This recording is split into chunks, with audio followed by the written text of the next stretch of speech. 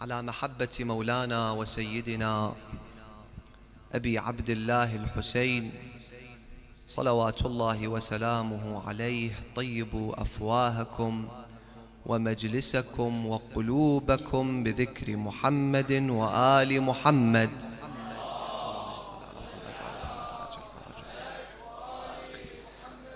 بسم الله الرحمن الرحيم. الحمد لله رب العالمين بارئ الخلائق أجمعين، باعث الأنبياء والمرسلين، وأفضل الصلاة وأزكى السلام على سيدنا ونبينا وحبيب قلوبنا وشفيع ذنوبنا المحمود الأحمد المصطفى الأمجد أبي الزهراء محمد،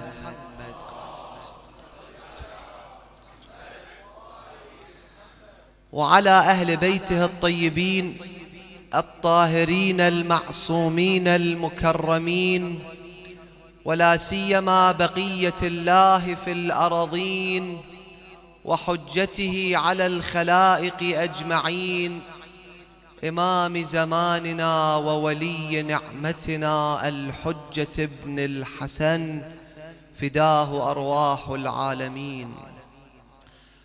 صلى الله عليك يا أبا عبد الله،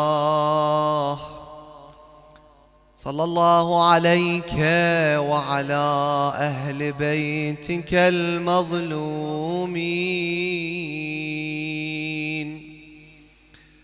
الغر الميامين المنتجبين.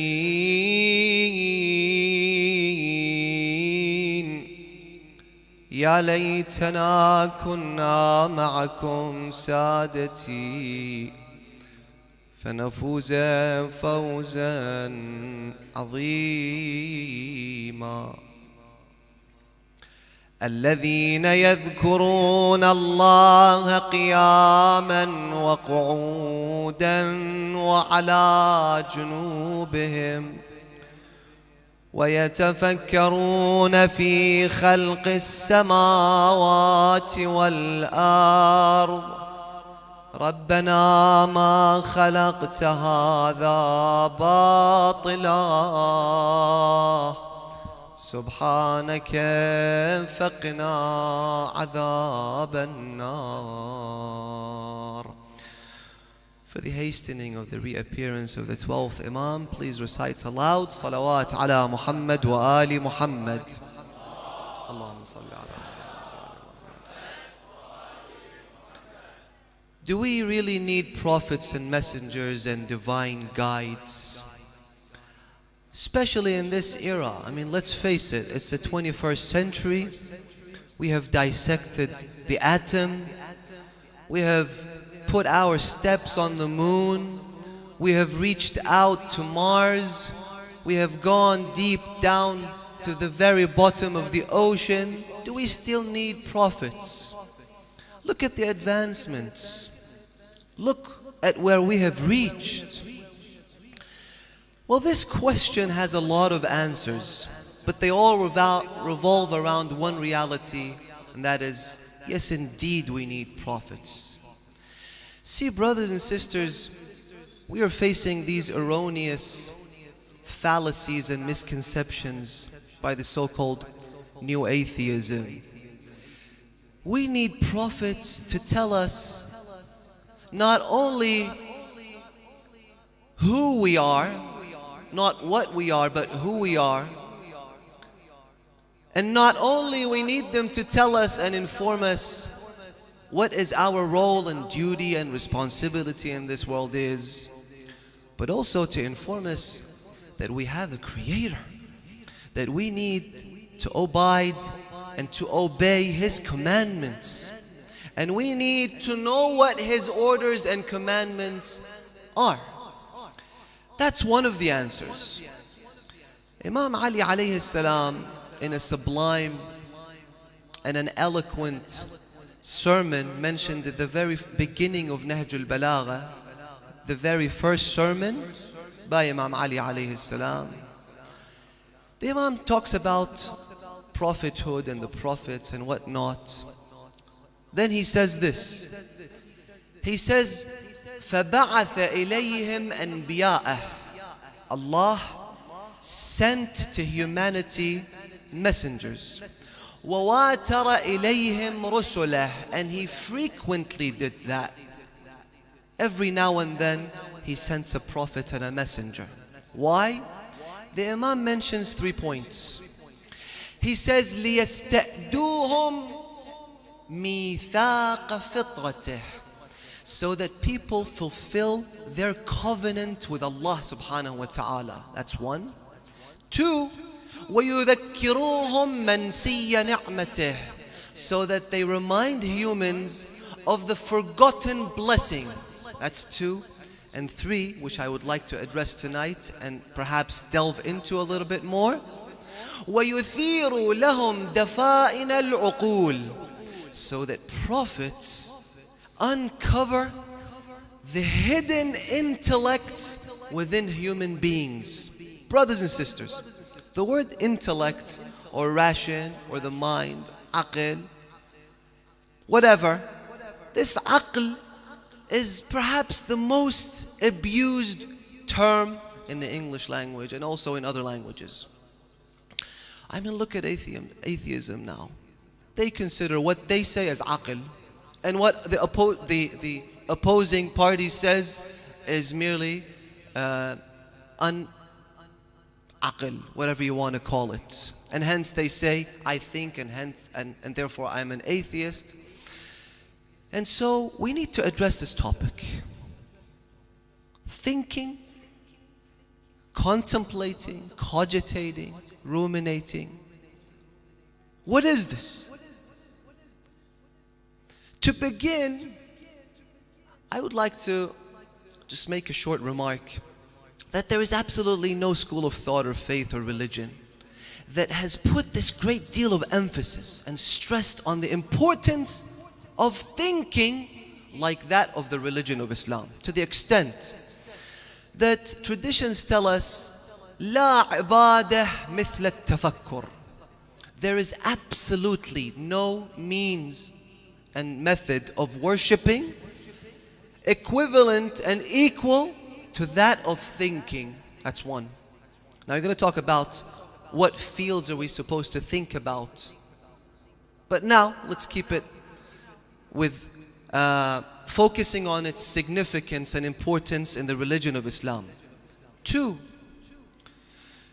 a hadith by Imam Al-Hasan Al-Mujtaba alayhi salam, in which he says, I advise you, people, أوصيكم بتقوى الله. First off, fear Allah subhanahu wa ta'ala. Second, أوصيكم بتقوى الله وكثرة التفكر. And to frequently thinking, constantly thinking. Why? The Imam concludes. He says, فَإِنَّهُ أَبُو كُلِّ خَيْرٍ وَأُمُّهُ. Beautiful. He says, for thinking is the father and the mother of all good. Another hadith says that if you think for an hour, for a moment, it is more rewarding in the eyes of Allah subhanahu wa ta'ala than worshipping Him, prostrating, doing salat and siyam for 1 whole year. تفكر ساعة خير من عبادة سنة. Abu Dharr, one of those 4 noble and special companions of Amir al-Mu'mineen alayhi salam, who in traditions we have that paradise, heaven, it longs and yearns for visiting Abu Dharr. I mean, imagine this great man. The hadith says that كانت أكثر عبادة أبي ذر.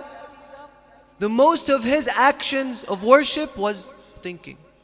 كانت أكثر عبادة أبي ذر التفكر. Amir al-Mu'mineen alayhi salam says, تفكر تبصر.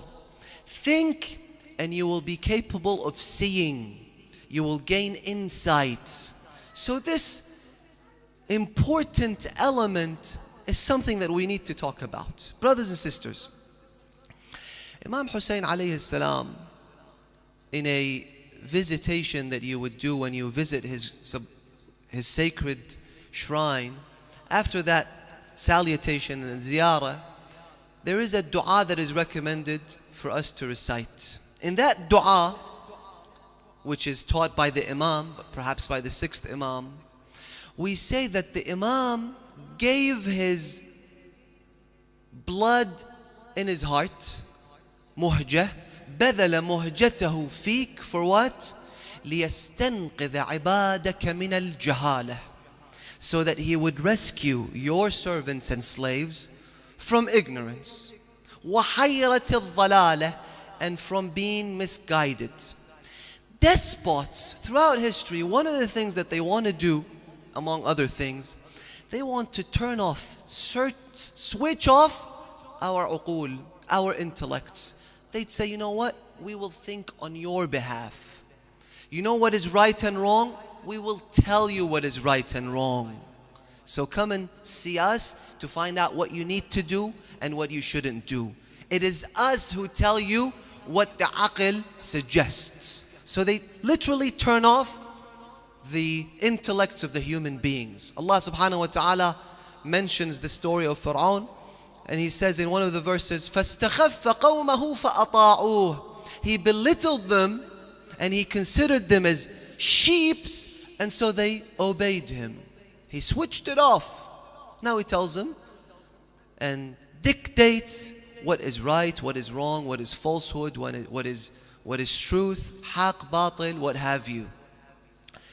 Imam Hussain alayhi salam, among other accomplishments that he had, he made possible for us to think freely, to know what is factual and what is erroneous, what is right and what is wrong. Of course, that is based on what you want to do, but if you really want to find out truth, because of Imam Hussain alayhi salam, now you can. You are capable. You are able of understanding. لِيَسْتَنْقِذَ عِبَادَكَ مِنَ الْجَهَالَةِ وَحَيْرَةِ الضَّلَالَةِ.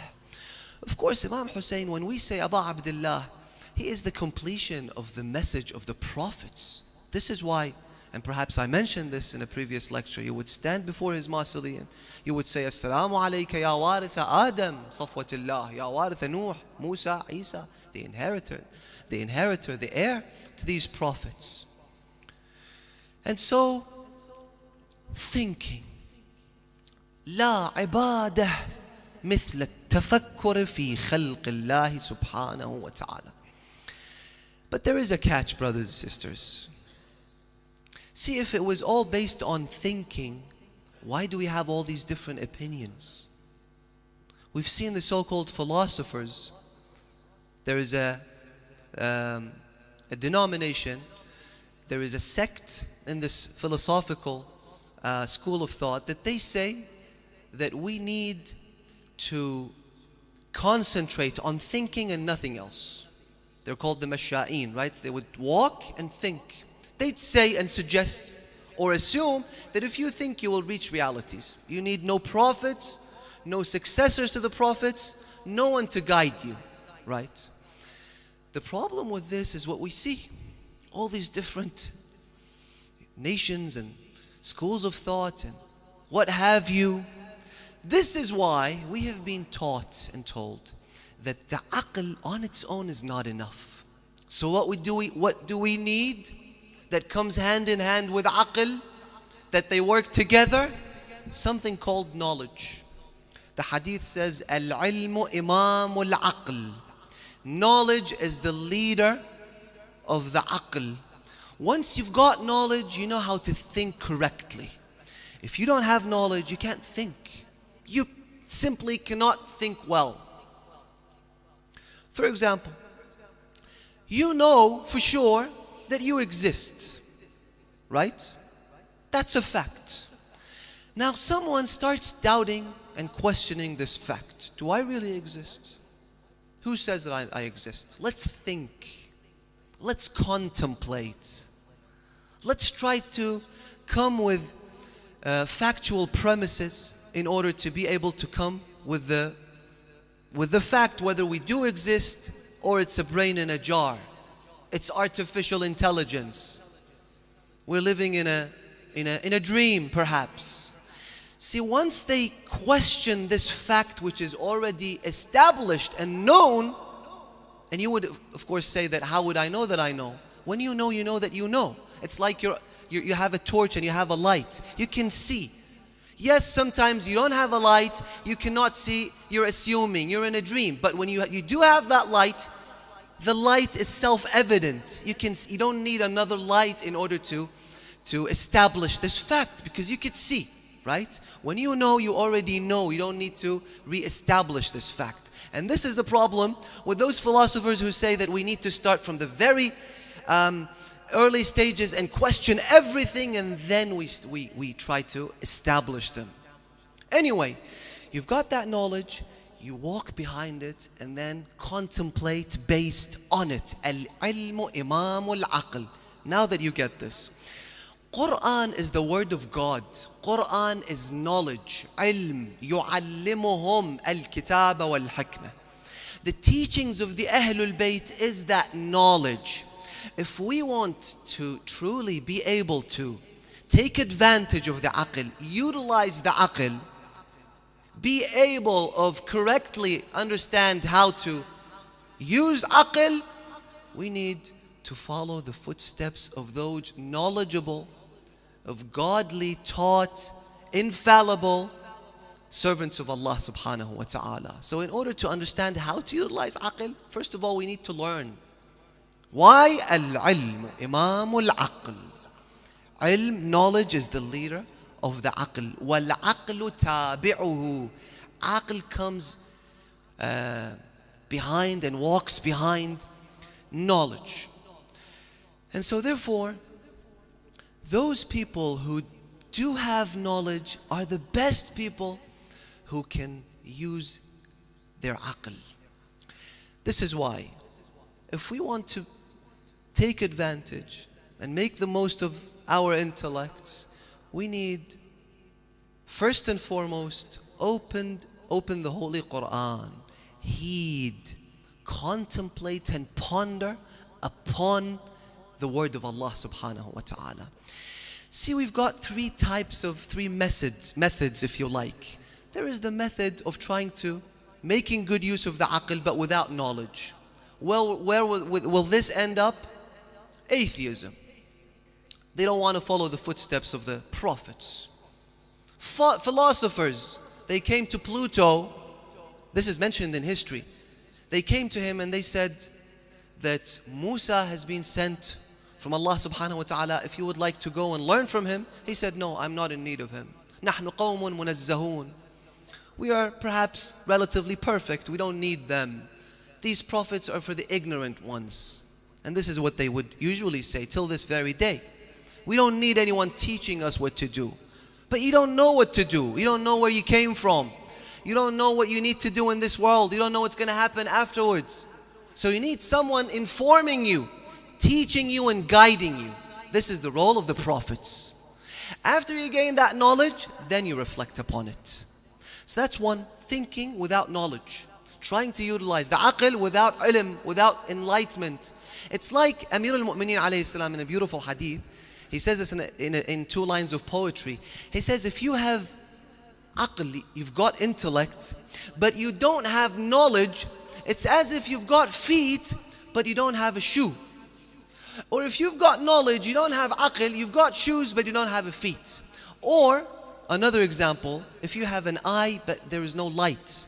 So you need the eye and also you need the light. Light without the eye is useless for me. Eyes without the light, again, I can't see anything. So they come hand in hand.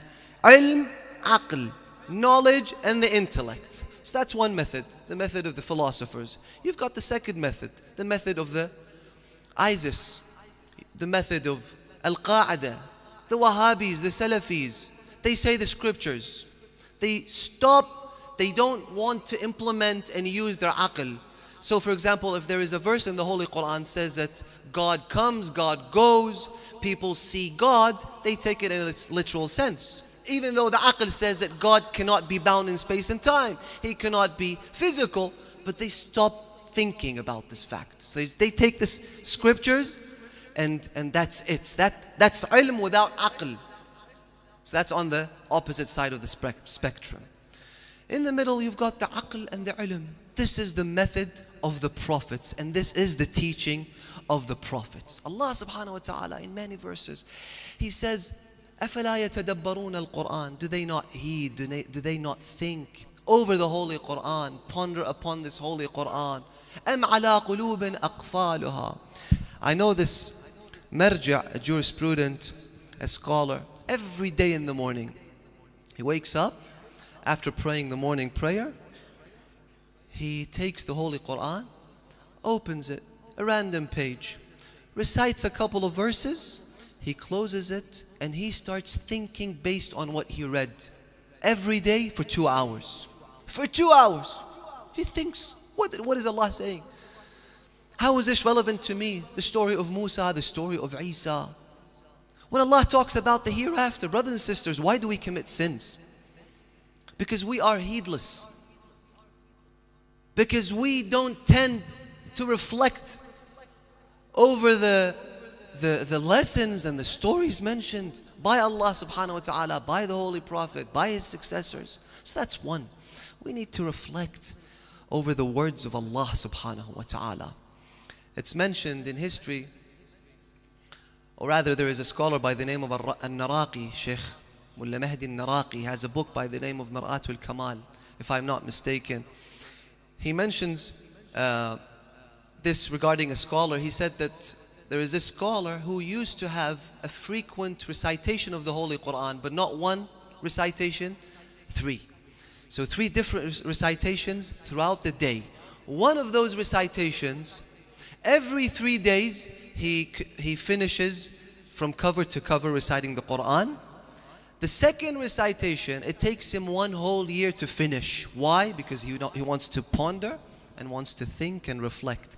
The third recitation, it's been 20 years that he hasn't finished finishing off the Quran, the khatmah of the Holy Quran. Why? Every verse sits down and thinks, what's Allah telling me? One scholar used to say that any spiritual problem that you have, and you can try this really, any sin that you are inflicted with, that you cannot simply let go, open the Quran with the intention of trying to cure yourself from that sin, whatever it happens to be. Open the Quran, see what Allah is telling you. This book is a book of guidance. Dawa'un. Amir al-Mu'mineen says, جَعَلَهُ اللَّهَ رَيًّا لِعَطَشِ الْعُلَمَاءِ. The thirst of not me and you, but the scholars is sate by the verses of the Holy Quran. He says, مَنْ لَمْ يَشْفِهِ الْقُرْآنِ فَلَا دَوَاءَ لَهُ أو مَنْ لَمْ يُدَاوِهِ الْقُرْآنِ فَلَا دَوَاءَ لَهُ. If the Quran cannot cure your problems, nothing can cure you. فَلَا دَوَاءَ لَهُ. So that's 1. 2, we need to heed and reflect over the teachings of the Ahlul Bayt alayhum salam. At the end of the time, this is something that we need to establish, we need to learn. But again, it's not mere information, it's not just data that we want to intake. It's something that we need to conceptualize. It's something that we need to consume. This is why we need to think. Use the aql. See, if a human being does not have this faculty, this great blessing called aql, he's another animal. This is what Allah subhanahu wa ta'ala says. إِنْهُمْ كَالْأَنْعَامِ. Why? Because they've got this capability of thinking, but they simply stop thinking. And what happens to them? They're like animals. In fact, they're worse than animals. كَالْأَنْعَامِ بَلْ هُمْ أَضَلْ. Because an animal can simply not, is simply incapable of thinking. But you can think. When you've got an ailment, think how you can get rid of that ailment. Rid yourself out of that ailment. So that's 2. Pondering over the verses of the Quran, the teachings of the Ahlul Bayt alayhim salam. 3. One day a man comes to the Holy Prophet, Prophet Muhammad sallallahu alayhi wa alihi wa sallam.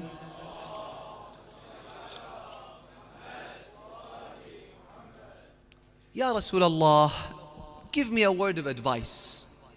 Just give me something that I could implement, I could live by.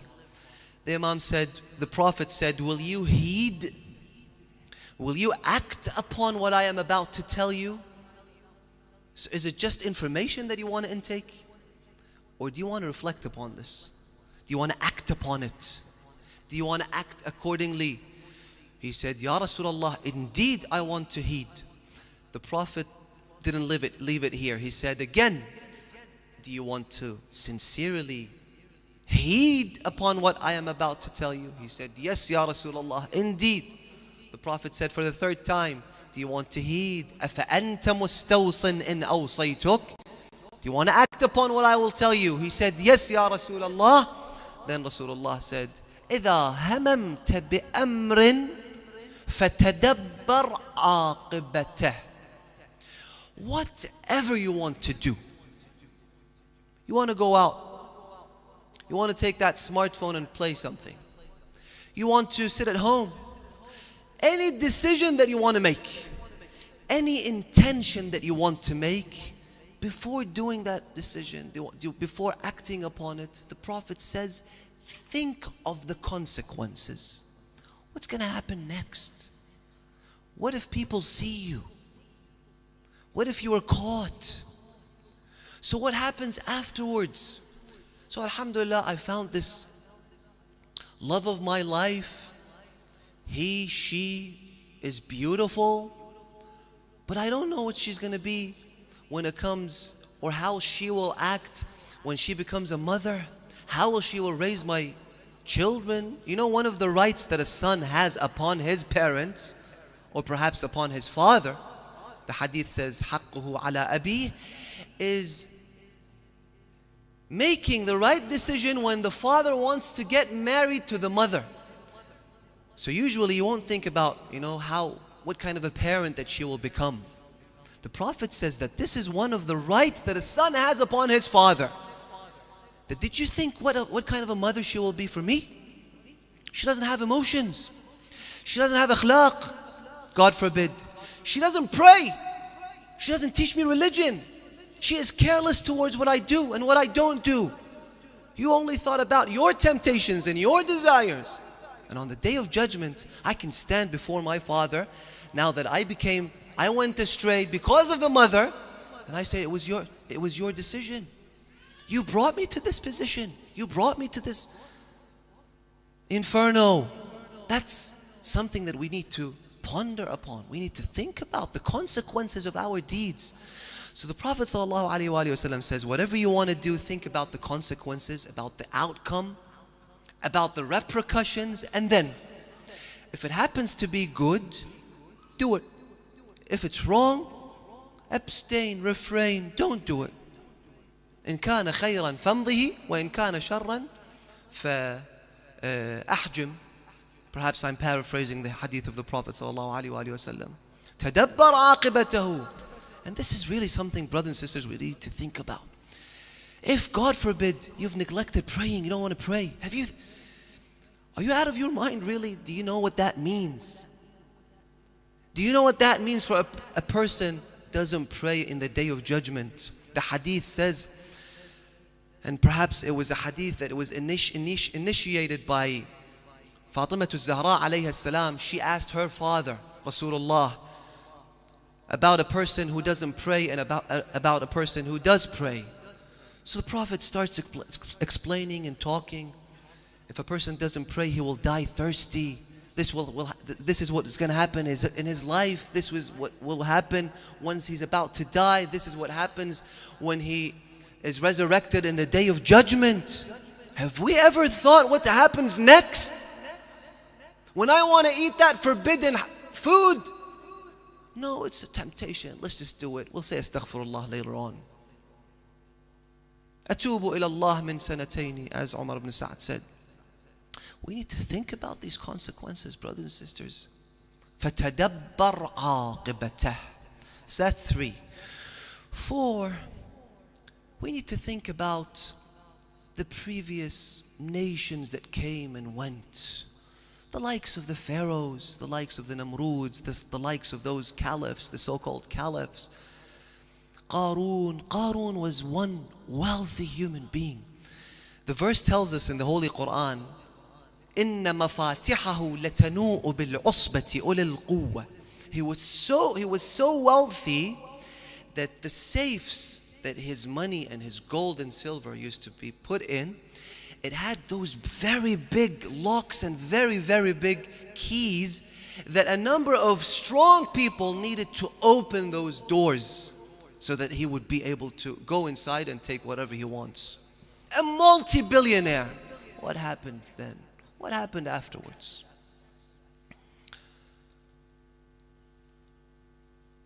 Steve Jobs. Let's make it more relevant and modern. A billionaire. Look at his company. They call it the 4 Comma Club. The $1 trillion company. They came to him, a number of billionaires, and they said, let's make a charity and, give a portion of our wealth to the poor and in whatever. Philanthropy, whatever. He abstained. He said that I'm not willing to engage. What happened next? Really, this is a lesson. How much do I want to accumulate? When do I want to reach out to others? When do I want to build my hereafter, brothers and sisters? Alhamdulillah, look at other mu'mineen. They're building, establishing for the qiyamah, for heaven. When do I want to start? When do I want to give khums? When do I want to give zakat? When do I want to help my relatives? When do I want to reach out to the poor people? Alhamdulillah. This is a lesson that we need to take from both sides, from the people who help and the people who neglect. There was this mu'min, a faithful man in one of the Islamic countries. He participated in building more than 300 mosques. And guess what? He wasn't a billionaire, he wasn't a millionaire, he was just an average man like me and you. But he had this intention in his mind that I want to build mosques. So he talks to whoever he can. He sometimes walks in the village of that country and goes in a street. So he goes to the villages, he talks to them. Do you have a mosque? If they say yes, alhamdulillah. If he says no, he said, how about we start working on building a mosque? So some women might give their jewelry, some of their jewelry. Some men would say that I participate in building and constructing. Someone says I give a piece of land that I own. Alhamdulillah, he doesn't go out until something has been done. He's got that intention. Brothers and sisters, we need to think. And this is what Imam Hussain, or at least one of Imam Hussein's aims was, is that you can think freely.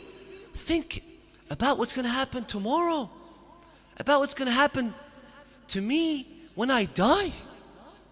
Really, do I want to live it up? Is this what I want to, how I want to live my life? And so the hadith says, i'tabir. Take lessons from other people. From the mu'mineen and also from the kuffar. The hadith says, i'tabiru biman kana qablakum قبل أن يعتبر بكم من يأتي بعدكم. Take lessons from the one who have come and went before other people take lessons from you. They'd say that we shouldn't imitate that guy. He lived it up happily, but then he died with miseries, leaving everything behind. Traditions tell us that you have three companies, three parties along with you. One leaves you as soon as you die. The second leaves you as soon as you are put into grave 6 feet under. And the third stays with you. The first is your the first is your wealth. So once you die, you need to give it all away to the inheritors. The second is your family. They leave you behind when you are put and placed in that dark grave. And the third is your a'mal. Your a'mal. If they happen to be good, you'll be joyous and you'll be happy till the day of judgment. But God forbid if they are bad. So that's 4. The 5th, and perhaps most importantly, brothers and sisters, the hadith says, أفضل التفكر, the best means of thinking, or perhaps the best area in which we should really ruminate and cogitate over is death. Thinking about death. Of course, not thinking about other people's death, about your death. At the end of the time, Allah subhanahu wa ta'ala says, كُلُّ نَفْسٍ ذَائِقَةُ الْمَوْتِ. Allah says, they will taste, you will taste the bitterness of death. Think about it. How would you want to go? They say there was this scholar, he was about to pass away, he was about to die when his wife was sitting next to him and she was weeping and crying. He looked at her, he said, why are you in such a situation? Why are you crying? She said, I'm crying because you're dying. He said, look, I've been crying for 40 consecutive years for this very moment. I am more than ready for death, more than ready to die. If you want to cry, you better cry for yourself, because you will be tasting this, what I will be tasting in a moment. أفضل التفكر ذكر الموت. So let's wrap it up. Inshallah, we'll continue tomorrow about perhaps the areas that we shouldn't think about, and whether that contradicts the very fact of thinking and the faculty of the aql. Inshallah, we'll talk about that tomorrow night. Hurr ibn Yazid al-Riyahi was a commander-in-chief in the army of Umar ibn Sa'd. He was the first person to stand in the face of Abu Abdullah al-Hussain alayhi salam. The Imam was heading towards Kufa when all of a sudden this man comes along with 1,000 of his army. He said, Ya Hussain, I have been given the order to stop you wherever you are. The Imam said that I'm going to Kufa. Why? Because these are 18,000 letters from the Kufans, from the people of Kufa. They have invited me to go there. So I'm going because of their invitation. He said that I wasn't among the ones who wrote the letter. The Imam said, well, there's 18,000 other people who wrote the letter. He said, Ya Abu Abdullah, I don't have the permission to let you go. The Imam said, okay, you don't want me? You're saying you're a man of Kufa? You're not inviting me? Okay, I'll go back. I'll go back to Medina, where I came from. He said, no, Abu Abdullah, you can't. The Imam said, I'll go elsewhere, outside the government of the Muslimin. Yemen, India, wherever. I will have nothing to do with you and with the government and with Yazid and Ubaydullah ibn Ziyad. No, Ya Hussein, you need to stay here until command comes and order comes and we see what we need to do with you. The Imam here said a rather harsh word. He said, ثَكَلَتْكَ أُمُّكَ يَا حُرْ. In other words, may you die and your mother cries over your grave. So that's a term that they used to. He wanted to respond. At the end of the time, he's a head, he's a commander-in-chief. He said, he wanted to reply, but he thought for a moment. Subhanallah. This is something that we should really, really think about. He thought for one moment.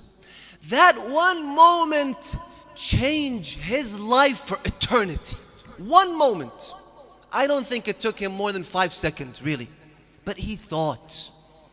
He really sought guidance from his aql. You know what he said? Again, he wants to reply. He wants to respond. The Imam said, may you die and your mother griefs over your grave. He wanted to say something. He said, had it not for the fact that your mother is Fatimatu Zahra alayha salam. لو كانت أمك غير فاطمة لرددتها عليه. I would have responded the same way. But what should I say? What can I say?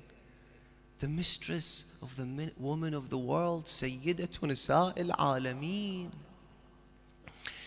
I won't say anything about Abdullah. But you can go? No, you can't. So the Imam stayed. He tried to move, he came along with him. سايرتك الطريق. Stopping Imam Hussain in his camp from moving. So they moved until they say that the Imam's horse stopped moving. So he tried to move it, it didn't move. Couple of times, the horse didn't move, the Imam descended from the horse, he changed another horse. Perhaps there is a problem with this horse. Imam changed another horse, Again, the second one didn't move.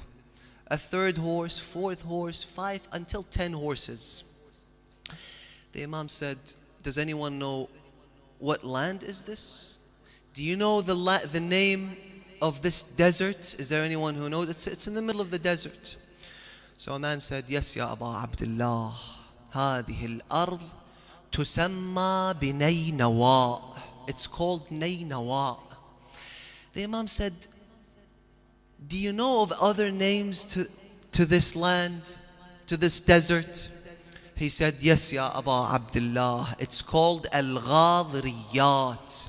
Is there a third name for this piece of land, this place? He said, yes, Ya Aba Abdullah, tusamma bit-tufuf.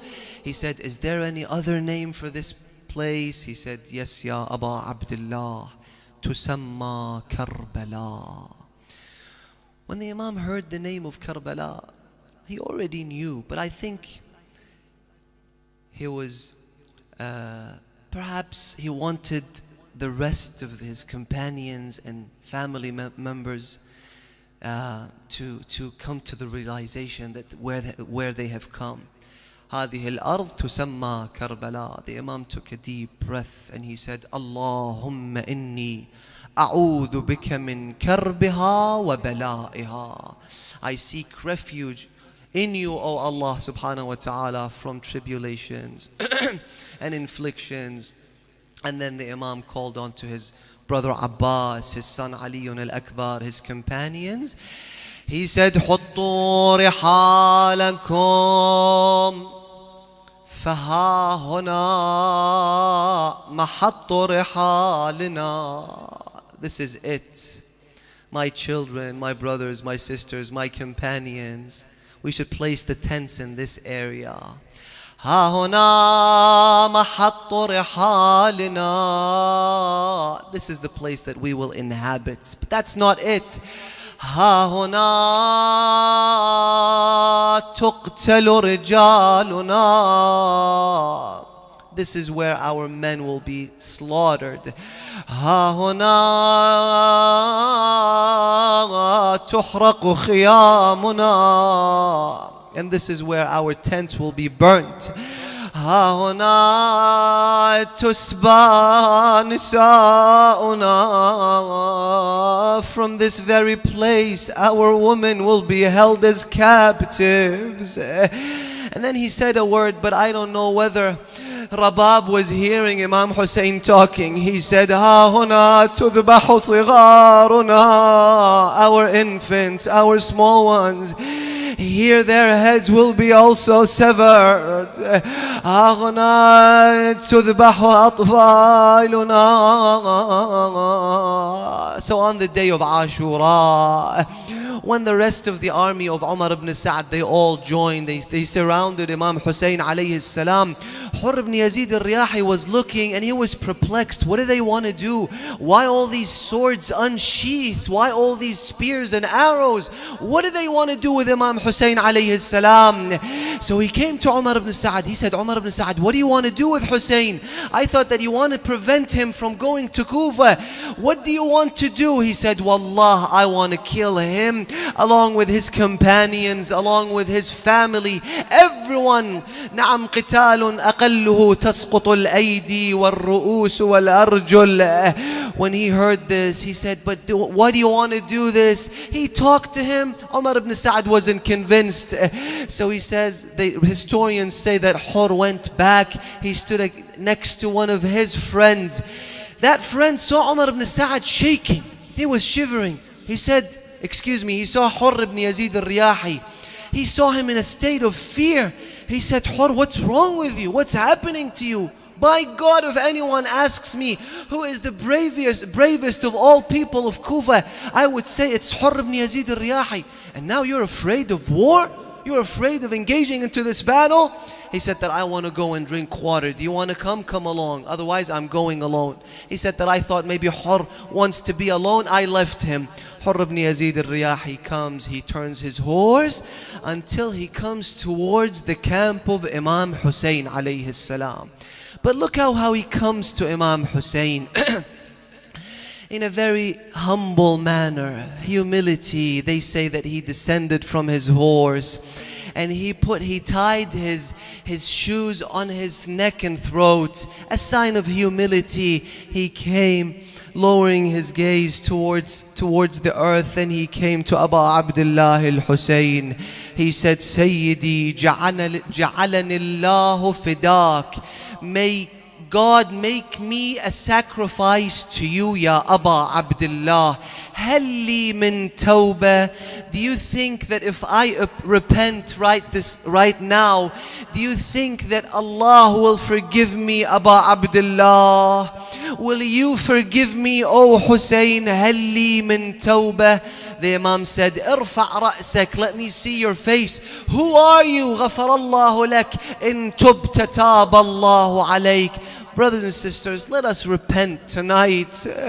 This is the ark of Hussain alayhi salam. One drop for Hussain alayhi salam extinguishes oceans of fire. In tubta taba Allahu alayk. قال أبا عبد الله أنا الذي جعجعت بك الطريق. Do you want to know who I am, Abu Abdullah? I will tell you, I am the sinner Hussain. He didn't mention his name. He said, I am that person who stood before you and prevented you from moving on, Hussain. أنا الذي جعجعت بك الطريق. The Imam said, it is you, حر. نعم أنت حر كما سمتك أمك. You are free. The same way that your mother named you the free one. حر كما سمتك أمك. When a time when everyone is going towards hell, in a time when everyone is following their desires, you make your decision and you stay with Abu Abdullah and you repent and come back towards Islam, come back towards Hussain alayhi salam. So then he goes, and perhaps he was the first one to go, and he fought and he fell to the ground. Imam Hussain came to him. He said it again, Anta hurrun kama sammatka ummuk. He releases his soul before Abu Abdullah al-Hussain. On the day of Ashura, when the tribes came to carry the heads on those long spears, they wanted to sever the head of Hurr ibn Yazid al-Riyahi. A tribe came forward and said that we do not allow you. He is a head of our tribe. We will take him to our village and we will bury him there. This is why Hur is buried elsewhere. He's not buried in Karbala or in the shrine of Imam Hussain alayhi salam. So they took Hur. Perhaps they took along some of the rest of this tribe, Riyah, Bani Riyah. And Zainab is looking, the children of Rasulullah, the grandson of Rasulullah. العشيرة شالت بحر الظهيرة وكل منهم عليه شالت الغيرة. يا ويلي بس ظلوا ما عندهم عشيرة. ضحايا بالشميس من غير تغسيل. But the problem is that wasn't the end of it. I wish that was the end. They say that Rabab, the wife of Imam Hussain alayhi salam, she didn't have the opportunity to bid Imam Hussain farewell. I don't know why. Maybe she couldn't handle it. Maybe she was going to die if Imam Hussain comes and bids her farewell and says goodbye. Or maybe because she is his wife and she was waiting for that moment that Imam Hussain comes to the tent and she would say goodbye to him and embrace him. Imam Hussain went and went and went until he was killed. So that remained in her heart that she didn't say goodbye to Abu Abdullah. They say that when they took them, the caravan of Sayyidah Zainab, Zainul Abidin, as slaves, as captives, to the majlis of Yazid, to the presence of Yazid, Yazid asked, who are these women? So they told him, this is Zainab, this is Kulthum, this is Sukaina, until they said that this is Rabab. Rabab was was very known in Medina, in Sham. Rabab was a very important person. He wanted to see how she reacts. He said, Rabab, is that you? Rabab did not reply to him. Rabab, answer me, is this you? She did not respond. Do you know what this wicked man did? He took a stick and he started poking. He started hitting the face of Abu Abdullah al-Hussain. Then he said, Rabab, I ask you, Ra'su man hadha? Whose head is this, oh Rabab? They say that Rabab stood up, she fell on the head of Abu Abdullah and called, Hadha Ra'su Habibi al-Hussein. خويا راسك حين شفته تلعب عصا يزيد على شفته. ذاك الوقت راسي لطامته،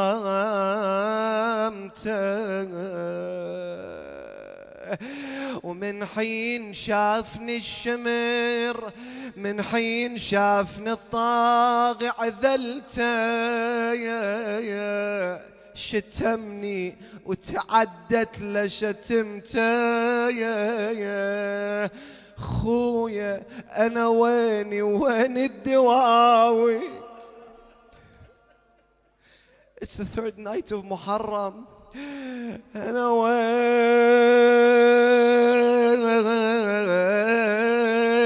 وين الدواوين؟ أنا مخدرة عباس وحسين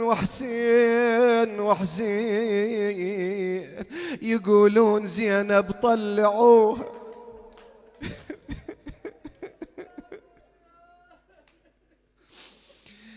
يقولون زينب طلعوها وبراس اخوها روعوا يابا، وبراس اخوها روعوها يابا، وشتموا ابوها وشتموا امها، شتم امها وشتم ابوها. يا هذه زينب ومن قبل كانت بفنا دارها تحط الرحال. اللهم إنا نسألك وندعوك ونقسم عليك بحق فاطمة وأبيها وبعلها وبنيها والسر المستودع فيها، صل على محمد وآل محمد. Dua for the 12th Imam. Please raise your hands.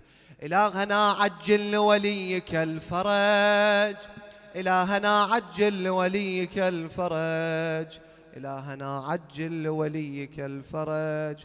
اللهم أرض إمام زماننا عنا، ارزقنا ذكره ودعاءه يا الله.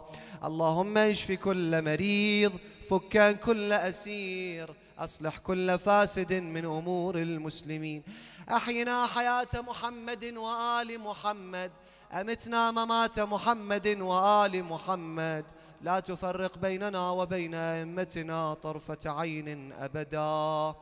ارحم اللهم موتانا وإلى أموات موتى المؤمنين والمؤمنات، لا سيما موتى هذا الجمع، المؤسسين الباذلين الخادمين العلماء الشهداء خدمة أبي عبد الله، من لم يذكرهم ذاكر من المؤمنين والمؤمنات إلى أرواحهم نهدي لهم ثواب الفاتحة قبلها صلوات.